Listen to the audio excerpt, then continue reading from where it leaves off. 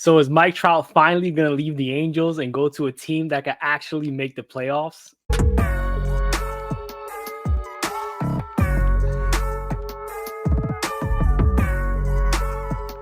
So everybody knows the Angels are a really bad organization. They never make the playoffs, rarely make the playoffs. They obviously don't win championships if you can't make the playoffs too much. And now there's rumors going around that the guy that they're maybe willing to take offers on and make trades is not Anthony Rendon. It's somebody else. His name's Mike Trout. And first off, we have to understand Mike Trout does have that full no trade clause. So I guess he holds the power in his hands, right? But what happens if he actually agrees to it and they could trade him? What do you see potentially like them getting, or how much value do you think Mike Trout actually has? Well, first of all, what I'll say is when I first heard this news, it just came through the news wire. I said, finally, there's some hope that we could see this guy who's been really one of the generational talents be on a more competitive team, see him possibly in the postseason, right? Like that's what baseball needs, is to see someone of his talent. And I know he's been a little more injured, but anyway, that was the first thing I could think of. My prayers are starting to get answered. So I want to see this come true. It doesn't have to be on my favorite team, but I just want to see him in the postseason, right? So that's number one.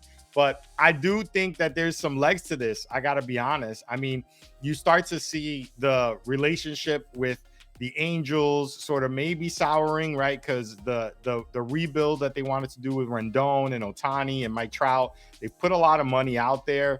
It's not working. So, Trout only has a certain amount of years left in terms of, productive years. And I think maybe he's feeling that way, right? Like, I think he wanted to end his career with the Angels, but I think athletes get to a certain point in their career where they start to weigh the comforts of where they like versus like, I do want to try to actually win a championship before I'm retiring.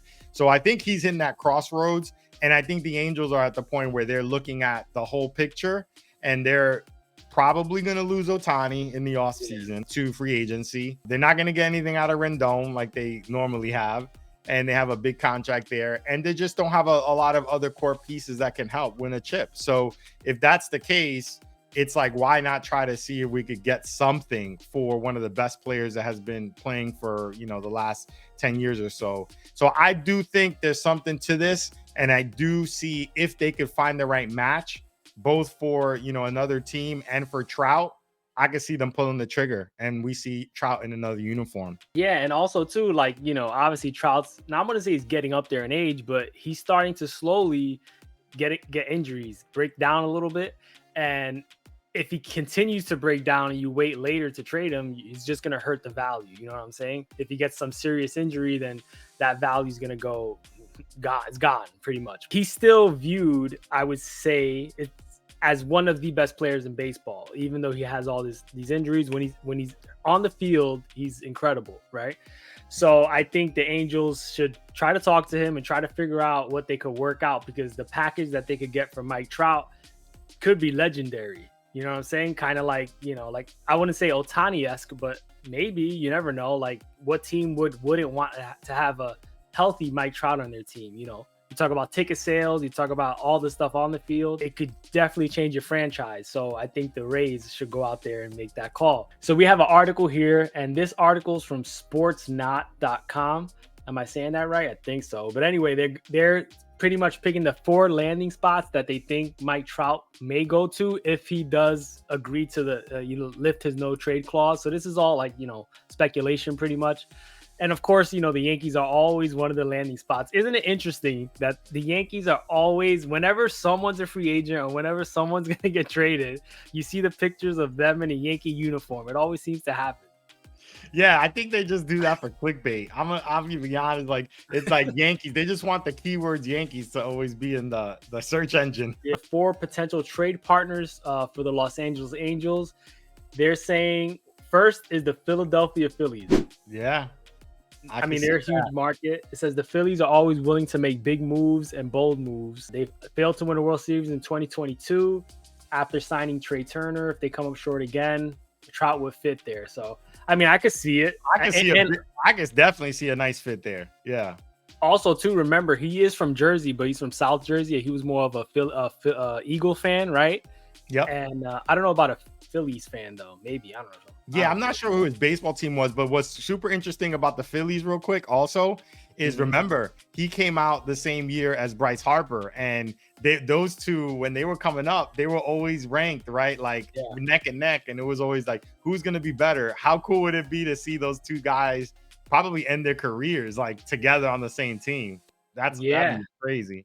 That'll be a pretty good outfield too, man. That'd be crazy. Second team they have here is the San Francisco Giants. San Francisco Giants have been looking for a new face on the franchise for some time. Made a very strong push for the reigning MVP, Aaron Judge. So remember last year they were really going after Judge. He, obviously stayed with the Yankees. The Giants, I'm not sure the proximity to where he is now, but it's in Cali. He wouldn't really have to go that far pretty much and just stay kind of where he is.